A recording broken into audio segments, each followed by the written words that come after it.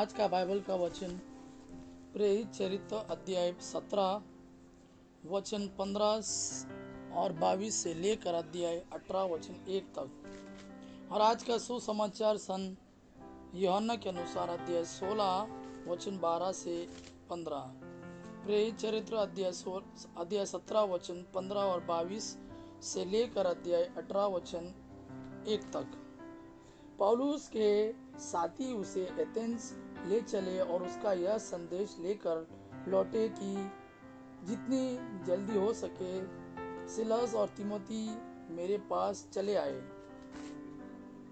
परिषद के सामने खड़ा होकर पौलुस ने यह कहा, एथेंस के सज्जनों, मैं देख रहा हूँ कि आप लोग देवताओं पर बहुत अधिक श्रद्धा रखते हैं। आपके मंदिरों का परिभ्रमण करते समय मुझे एक वेदी पर यह अभिलेख मिला, अज्ञात देवता को आप लोग अनजाने जिसकी पूजा करते हैं, मैं उसी के विषय में आपको बताने आया हूँ। जिस ईश्वर ने विश्व तथा उसमें जो कुछ है वह सब बनाया है, और जो स्वर्ग और पृथ्वी का प्रभु है, वो हाथ से बनाए हुए मंदिरों में निवास नहीं करता। वह इसलिए मनुष्यों की पूजा स्वीकार नहीं करता कि उसे किसी वस्तु का अभाव है। वह तो सबों के जीवन, प्राण और सब कुछ प्रदान करता है।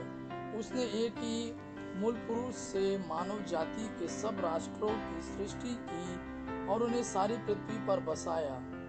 उसने उनके इतिहास के युग और उनके क्षेत्रों के सीमांत निर्धारित किए। यह इसलिए हुआ कि मनुष्य ईश्वर का अनुसंधान करे और उसे खोजते हुए संभवतः उसे प्राप्त करे। यद्यपि वास्तव में वह हमसे में से किसी से भी दूर नहीं है, क्योंकि उसी में हमारा जीवन, हमारी गति तथा हमारा अस्तित्व निहित है। जैसा कि आपके कुछ कवियों ने कहा है, हम भी उसके वंशज हैं।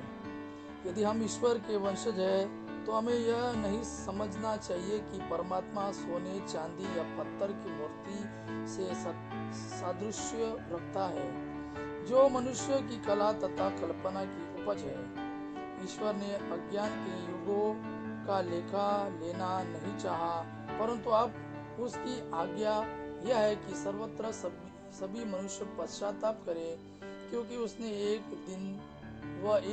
दिन निश्चित किया है जिसमें वह एक पूर्व निर्धारित व्यक्ति द्वारा समस्त संसार का न्यायपूर्वक विचार करेगा। क्योंकि उसने वह दिन निश्चित किया है जिसमें वह एक पूर्व निर्धारित व्यक्ति द्वारा समस्त संसार का न्यायपूर्वक विचार करेगा।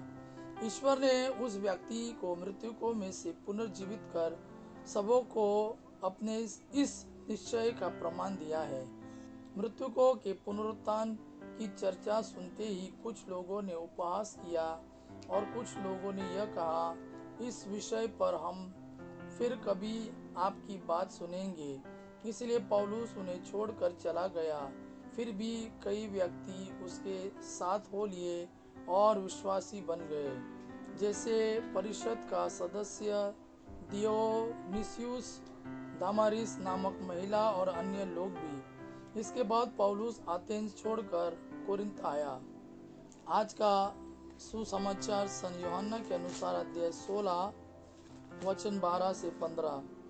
मुझे तुम लोगों से और बहुत कुछ कहना है, परंतु अभी तुम वह नहीं सह सकते। जब वह सत्य का आत्मा आएगा तो वह तुम्हें पूर्ण सत्य तक ले जाएगा, क्योंकि वह अपनी ओर से नहीं कहेगा, बल्कि वह जो कुछ सुनेगा वही कहेगा और तुम्हें आने वाली बातों के विषय में बताएगा। वह मुझे महिमान्वित करेगा, क्योंकि उसे मेरी और मेरे ओर से जो मिला है वह तुम्हें वही बताएगा। जो कुछ पिता का है वह मेरा है, इसलिए मैंने कहा कि उसे मेरी ओर से जो मिला है वह तुम्हें वही बताएगा। यह प्रभु का वाणी है। प्रभु को धन्यवाद। आबा पिता की महिमा, पुत्र यीशु का प्रेम आप पर सदा सर्वदा बना रहे। आमीन।